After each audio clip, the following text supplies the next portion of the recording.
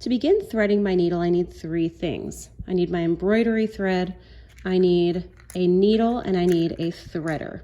This little piece right here is my threader. And if I look in here, I have different size needles. I'm going to try to choose one that has a pretty large eye. The eye is this hole in the top of my needle.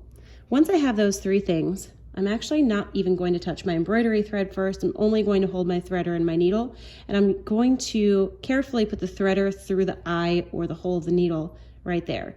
So if you see it wiggle like this on here, it means you've got it on there, and then you're ready for your thread.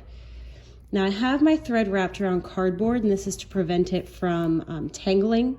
So I'm going to find where the slot is and take it out of the slot here and unravel a small piece.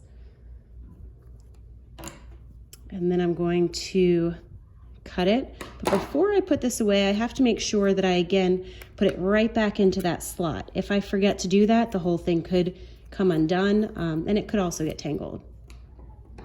Then, since I have the threader through the eye of the needle, I can go ahead and take the end of my thread and stick it into this larger hole on the threader, like this.